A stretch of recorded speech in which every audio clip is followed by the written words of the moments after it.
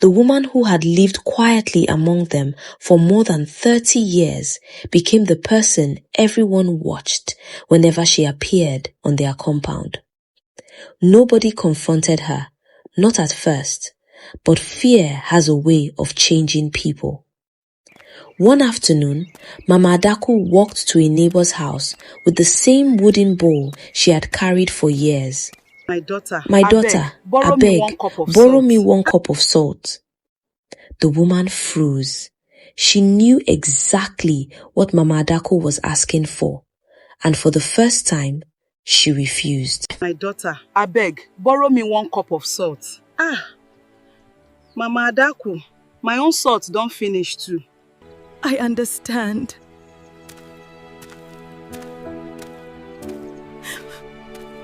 Before we continue, if you're enjoying this story, please subscribe. It's free, oh. Don't be like these villagers. See them. They waited until the whole village entered problem before they took action. And me, I'm here begging you nicely. I'm not asking you to borrow me salt, oh. I beg, subscribe, and let's continue. Nobody refused to lend Mama Adaku a cup of salt. She always returned it the next day with a smile. But after 3 years, people began to notice something terrifying. Every family that ever lent her salt eventually buried someone they loved. If you've ever grown up in an African village, then you know mornings have a language of their own. Before the sun peeks over the tall palm trees, the village is already awake. The crow of roosters echoes from one compound to another as if they are competing over who will wake the people first. Mothers sweep their front yards with long palm brooms, raising little clouds of red dust that dance in the cool morning air. The smell of fresh pap, akara, and roasting corn drifts through the narrow footpaths, while fathers sharpen their cutlasses and prepare their hoes before heading to the farms. Children, still rubbing sleep from their eyes, chase stubborn goats that have wandered into neighbors' compounds. Somewhere in the distance, an old woman calls her grandchildren to fetch water from the stream. The village blacksmith has already started striking hot iron, and each sound travels through the quiet morning like the heartbeat of the community. It is a peaceful life, the kind of life that makes strangers wish they had never left home. Welcome to Umudike, a village where everybody knows everybody. If somebody sneezes in one compound, before evening, the whole village will know who gave the person warm water to drink. If a child misbehaves on the road, another parent will correct that child before the real parents even hear about it. Nobody says, mind your business, because in Umudike, everybody's business somehow belongs to everybody. That was how our parents lived. That was how our grandparents raised us. No one slept hungry if their neighbor had food. No woman cooked soup without expecting one child to appear at her door asking, "Auntie, my mommy say make I borrow small pepper." And nobody complained. Sometimes it was onions, sometimes tomatoes, sometimes palm oil, sometimes firewood, sometimes salt. Those little things never caused trouble. In fact, refusing to help your neighbor was considered a disgrace. The elders would shake their heads and say, "What kind of heart is that?" Because tomorrow it might be your own turn to ask for help. That was the spirit that held Umudike together. As evening approached each day, the entire village slowly changed its rhythm. The farmers returned home carrying bunches of cassava, yams, and vegetables balanced proudly on their shoulders. Women gathered outside their compounds, peeling cocoyam while exchanging the latest gossip. Children played football using a ball made from old nylon bags tied tightly with rope. The younger girls skipped ropes while singing songs their mothers had learned as children. The old men gathered beneath the giant udala tree in the village square. Some played draughts, others sipped fresh palm wine. The laughter from that tree could be heard from almost every compound. Electricity was not something anyone depended on. When darkness finally covered the village, families sat outside under the bright moonlight. Grandmothers told stories. Grandfathers corrected them whenever they exaggerated too much. The children laughed. Sometimes they became afraid. Sometimes they refused to sleep after having stories about spirits that walked through lonely footpaths at midnight. Life was simple. Life was beautiful. Life had its own rhythm. But every village, no matter how peaceful, always has one story people never forget. Every village has one name that still makes the elders lower their voices whenever they remember the past. And for Umudike, that name was Mama Adaku. Now don't misunderstand me. Mama Adaku was not a wicked woman. She never fought anyone. She never insulted anybody. She never dragged land with her neighbors. She attended church every Sunday. She greeted everyone with respect. Whenever she smiled, the tiny wrinkles around her eyes made her look even kinder. Children loved following her because she always carried roasted groundnuts inside a small cloth bag.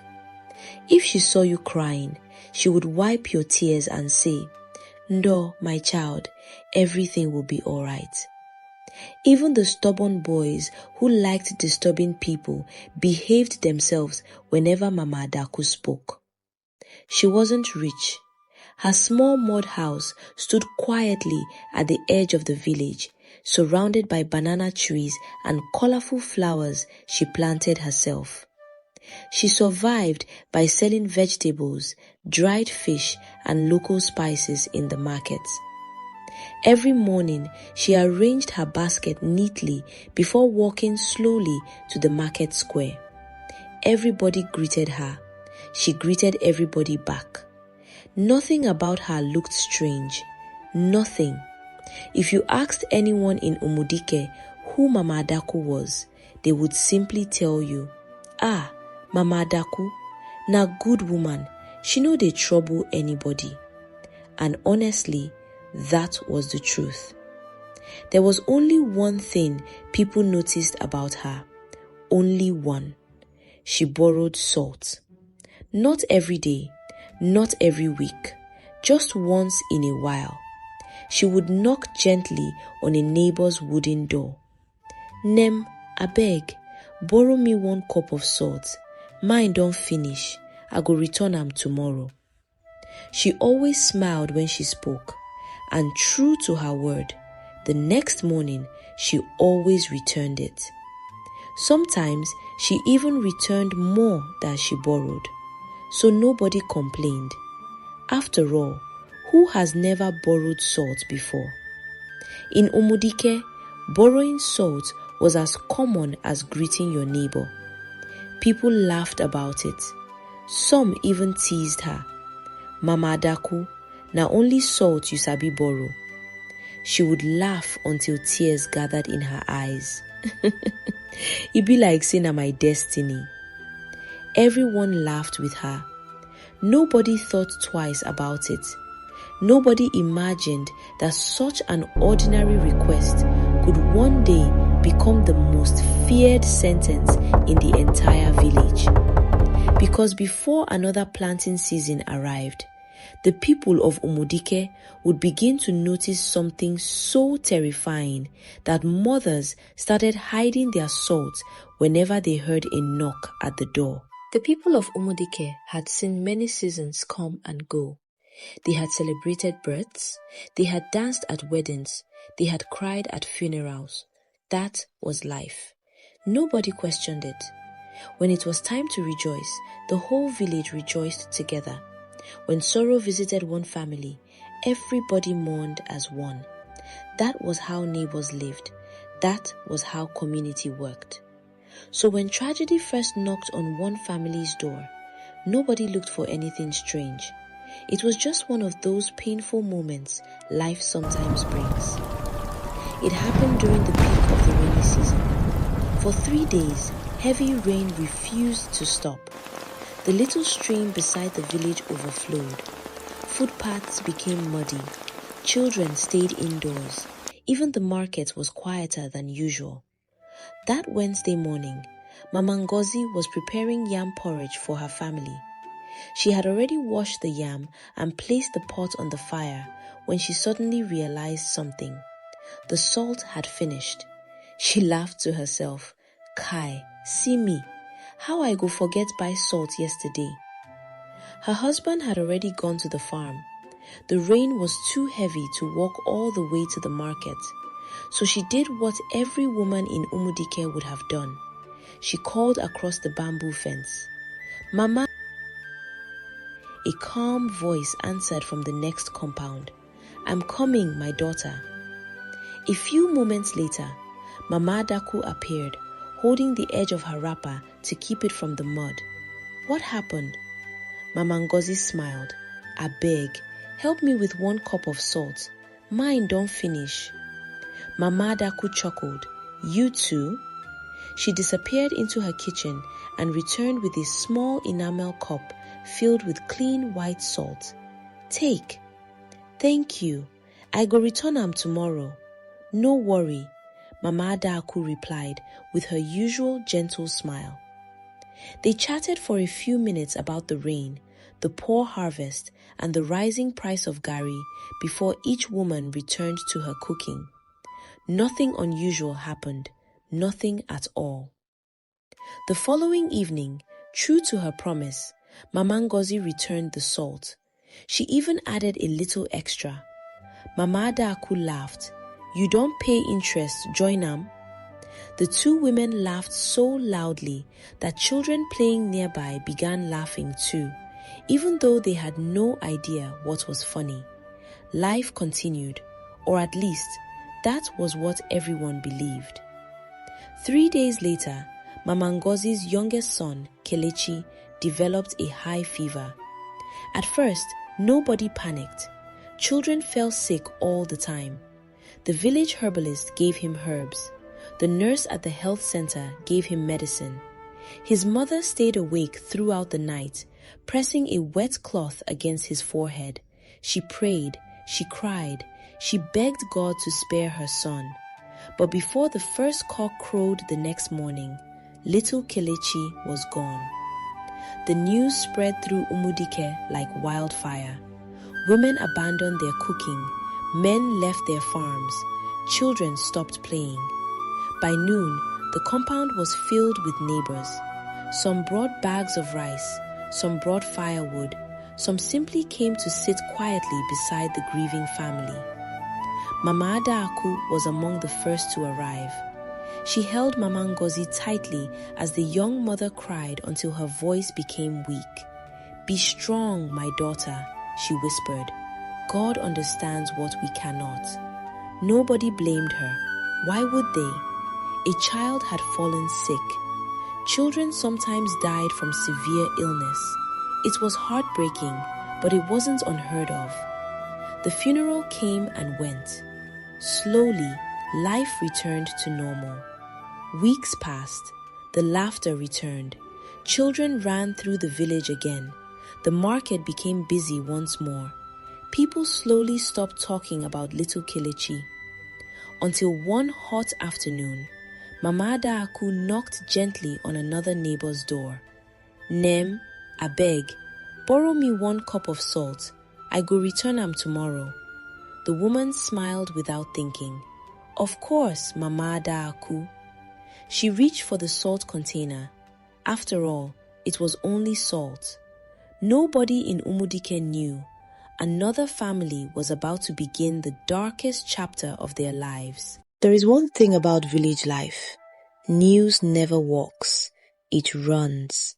Sometimes, before the person involved even hears what happened, somebody in another compound has already added salt and pepper to the story. That was Umudike. Nothing stayed hidden for long. A week after little Kelechi was buried, life slowly found its way back into the village. Children returned to playing football in the village square. Women gathered every evening to peel vegetables while discussing the price of garri. The old men resumed their usual meetings under the udala tree, arguing over politics, football, and whose yam harvest would be the biggest that year. From the outside, everything looked normal. But grief has a way of changing people. Mama Ngozi was no longer the cheerful woman everyone knew. The laughter that once filled her compound had disappeared. She hardly came out. Sometimes she would sit alone under the mango tree for hours, staring at the empty space where Kelechi used to play. The neighbours understood. No mother ever truly recovers from losing a child. One Saturday morning, as women gathered beside the village stream to wash clothes, the conversation turned to Mama Ngozi. I still feel for that woman. God will comfort her, another replied. For a while, everyone became quiet. Then an elderly woman, Mama Orena, spoke softly. You people may laugh at me, but there is something I remembered. The other women looked at her. What is it? Mama Orena rinsed a wrapper slowly before answering. 3 days before that boy died, didn't Mama Adaku collect salt from Mama Ngozi? The stream suddenly became quiet. One woman frowned. So? Mama Orena shrugged. I don't know. I'm only saying what I remembered. Another woman quickly shook her head. I beg, leave that kind talk. You want people to start accusing an innocent woman? Now ordinary salt she borrow. The others nodded. She was right. People borrowed salt every day. There was nothing strange about it. The discussion ended there, or so everyone thought. That same evening, under the udala tree, the men were having their own conversation. Old Paokafo. I heard women talking at the stream today. What were they saying? They said Mama Adaku borrowed salt from Mama Ngozi before the boy died. For a moment, nobody spoke. Then one man burst into laughter. You people and rumors. If person borrows salt now, it don't become crime? The others laughed too. Even Paokafo smiled. You are right, it is foolishness. And just like that, the matter died. Or so they believed. A few days later, another familiar knock echoed through the village. Knock, knock, knock. Mama Ugo opened her wooden door. Standing outside was Mama Adaku.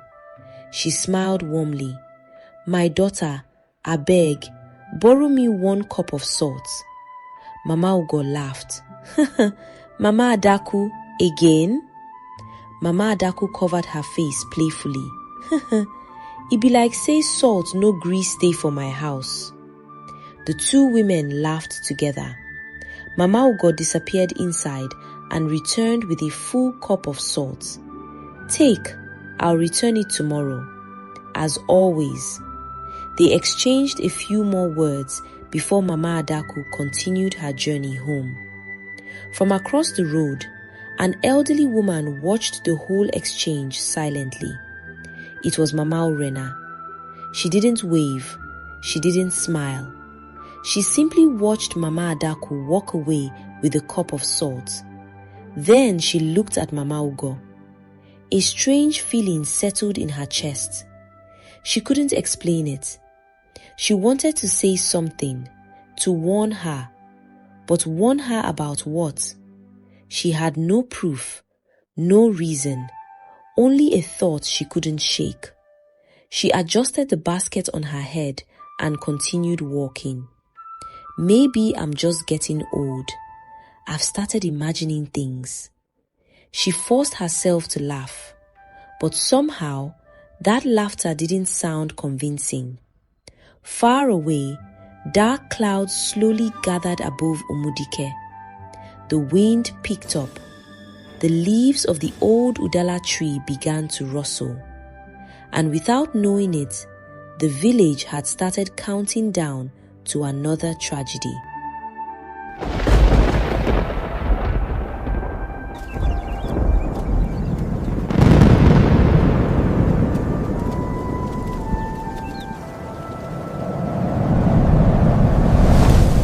By the following week, nobody said it aloud, but everybody was thinking the same thing.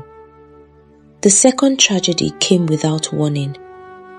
Mama Ugo's husband Emeka was returning from his farm just before sunset when a heavy branch from an old Iroko tree suddenly snapped. The villagers rushed to help. By the time they pulled him out, it was too late. The whole village fell silent. 2 families, 2 deaths, and in both homes, Mama Adaku had borrowed salt only days before. This time, people remembered. They remembered every knock, every smile, every cup of salt. At first, the whispers stayed behind closed doors. I don't like this. It can't be ordinary. Maybe Mama Urena was right. The whispers became conversations. The conversations became arguments. Soon, the entire village was divided. Some defended Mama Adaku. How can you accuse a woman without proof? She even cried at both funerals. She has lived here for over 30 years. Others shook their heads. Coincidence happens once. Twice? That one no be coincidence again. Children stopped visiting her compound. Women became careful whenever they heard a knock. If Mama Adaku appeared on a footpath, conversations suddenly changed. Some people forced a smile. Others quietly walked away. For the first time in many years, Mama Adaku noticed. She noticed that greetings had become shorter. The laughter had disappeared. Even those who once invited her into their homes now stood at the doorway instead. One evening, she visited Mama Nkechi. My daughter, abeg, borrow me 1 cup of salt. Mama Nkechi froze. Her eyes drifted towards the kitchen, then back to Mama Adaku. For a few seconds, neither of them spoke. Finally, Mama Nkechi forced a weak smile. Ah, Mama Adaku, my own salt don't finish too. It was a lie. Both of them knew it. Mama Adaku looked into her eyes for a long moment. Then she smiled. A tired, painful, heartbroken smile. I understand. She turned quietly and walked away. As she disappeared down the dusty path, Mama Nkechi leaned against her door and burst into tears. I've never lied to that woman before. That night, Mama Adaku sat alone outside her small house. The moonlight shone across the empty compound. She looked at the little wooden bowl she always carried whenever she went to borrow salt. Then, for the first time in the story, she spoke to herself. So, it has started again. A single tear rolled down her cheek. She lifted her face towards the night sky. I've tried for so many years, but they will never understand. Far away, an owl cried into the darkness. The wind blew softly through the banana leaves. And somewhere in the village, an old man who had kept a dangerous secret for decades slowly rose from his bed. He whispered only one sentence. They have blamed the wrong person. And with those words, the truth that had been buried for more than 40 years was finally ready to come out.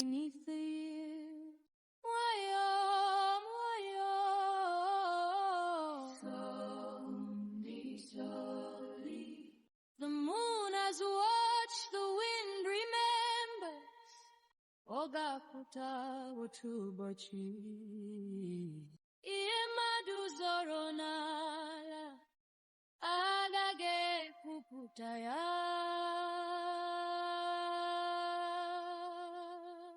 That night, nobody in Umudike slept peacefully.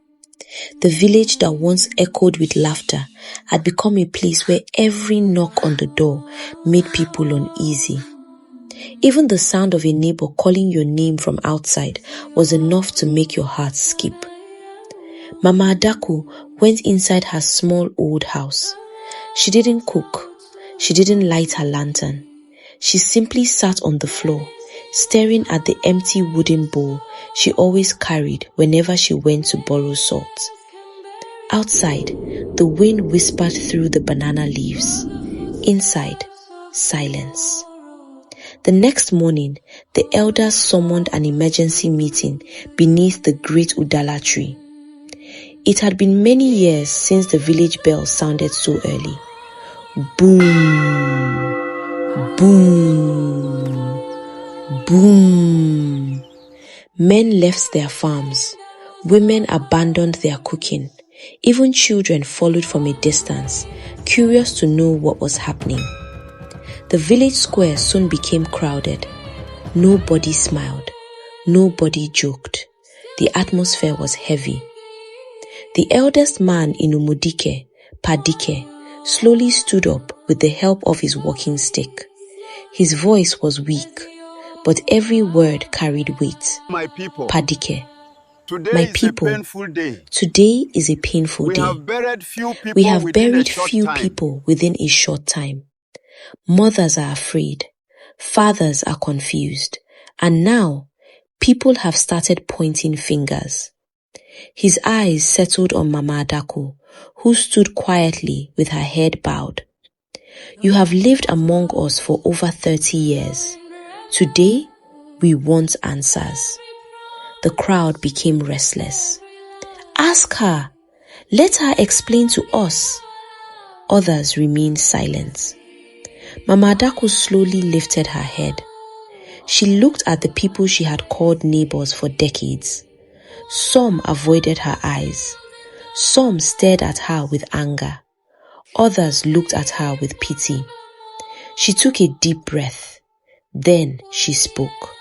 My people, My people, I know what you are thinking. I know what you have been saying. I know what you have been saying. You believe I bring death wherever I borrow salt. A murmur spread through the crowd.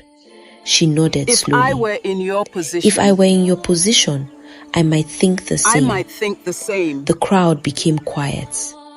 Then, an old voice interrupted. Enough! Everyone turned. It was Pa Okeke, the oldest living man in the community. His hands trembled as he walked into the center of the gathering. His face carried the burden of a secret that had become too heavy to keep. He looked at Mama Adaku, then at everyone else. You are all blaming the wrong person. The square fell silent. What do you mean? Pa Okeke closed his eyes for a moment. Then he began. 42 years ago, before many of you were born, Umudike was struck by a terrible famine. No rain, no harvest. People were dying from hunger. He paused briefly. One night, some desperate elders secretly went into the evil forest. The crowd gasped. Everyone knew nobody entered that forest, not willingly. They wanted wealth, they wanted food, they wanted the village to survive. So they made a covenant. Nobody breathed. Pa Okeke's voice shook. The spirit demanded a price. The elders refused, but 2 among them accepted. They offered something without telling the rest of us. A young man stepped forward. What did they offer? Pa Okeke looked toward the ground. They offered the peace of every future generation. The entire square became silent. The spirit declared that every generation, death would visit certain families. But there was one condition. If someone willingly carried the burden, the curse would slow down. Everybody looked at Mama Adaku. Pa Okeke continued. That person had to keep moving from house to house, borrowing salt. The salt was never the curse. It was the sacrifice. The one carrying it accepted the burden, so the deaths would not consume the whole village at once. Tears filled Mama Adaku's eyes. She had remained silent all these years, not because she was guilty, but because she had promised. She looked around the crowd. I wanted to tell you many times, but I swore an oath. I thought I could carry it until I found a way to break it. Her voice cracked. I never wanted anyone to suffer. I only wanted to protect all of you. The women who had insulted her began to cry. Mama Ngozi covered her mouth with both hands. Mama Nkechi remembered the lie she had told. Mama The Adaku, cup of salt, my own salt don't the finish. look in Mama Adaku's eyes. The whole village suddenly understood. For over 30 years, they had called her neighbor, but they never knew she had been carrying a burden that belonged to everyone. Just then, a strange wind swept across the village square. The branches of the old Udala tree shook violently. The village bell, hanging untouched on its wooden frame, rang by itself. Bagam! Once. Only once. Every elder looked toward the sky. Pa Okeke, the covenant has awakened. And for the first time, the people of Umudike realized their greatest battle had not even begun.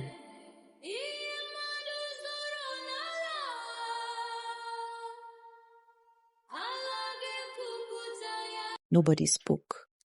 The village square became so quiet that even the wind seemed afraid to blow. Every eye remained fixed on Mama Adaku, the woman they had laughed with, the woman they had greeted every morning, the woman they had just accused of bringing death into their homes. Many lowered their heads in shame. Mama Ngozi stepped forward first. Her eyes were swollen from crying. Without saying a word, she fell to her knees before Mama Adaku. Mama, forgive me. I judged you without knowing the truth. One after another, the women followed, then the men. Soon, almost the entire village stood before Mama Adaku with heavy hearts. She looked at them for a long moment. Then she smiled. It was the same gentle smile they had known for years. I forgave all of you long before today. Those words broke the last piece of pride left in the village. Even the strongest men wiped tears from their faces. Pa Okeke slowly stood up. My people, our fathers made a terrible mistake. They wanted wealth. They wanted an easy life. But they left their children to carry the consequences. He turned toward the elders. We cannot change what happened, but we can choose what happens next. That evening, the entire village gathered together. No family stayed behind. no compound came empty-handed. Everyone came carrying something. Some brought yams, some brought palm oil, some brought alligator pepper, some brought kola nuts, and every single household brought 1 cup of salt. Hundreds of small cups were placed gently beneath the great udala tree, not because anyone believed the salt itself had power, but because it had become a symbol that no one should ever carry the burden of an entire community alone. The oldest women joined hands. The youngest children joined them. The men formed a circle around the tree. Together they prayed. Some prayed in English, some prayed in Igbo, some simply cried.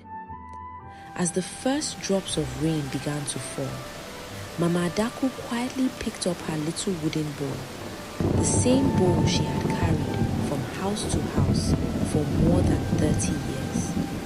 She looked at it, then placed it gently on top of the pile of salt. I won't need this anymore. At that very moment, a strong wind swept across the village. The cups of salt remained where they were, but Mama Adaku's old wooden bowl rolled slowly across the ground until it stopped at the roots of the udala tree. The village gong, untouched by anyone, sounded once. Bagam. Then everything became still. The rain stopped, the wind disappeared, and for the first time in many years, the heavy feeling that had rested over Umudike was gone. No one could explain it. Some mysteries belong only to God. Years passed. No family in Umudike ever experienced another strange tragedy like the ones that had haunted the village. Children once again laughed freely along the dusty paths. Neighbors borrowed pepper, tomatoes, matches, and yes, even salt. But whenever someone knocked on a neighbor's door asking, "Abeg, borrow me small salt," the elders would smile quietly before saying, "Do you know the story behind that cup of salt?" The children would shake their heads eagerly. Then everyone would gather beneath the great udala tree, where the story of Mama Adaku would be told once again. Not as the story of a wicked woman, but as the story of the kindest neighbor Umudike ever had. Because sometimes the greatest act of love is a sacrifice no one else will ever know. The end.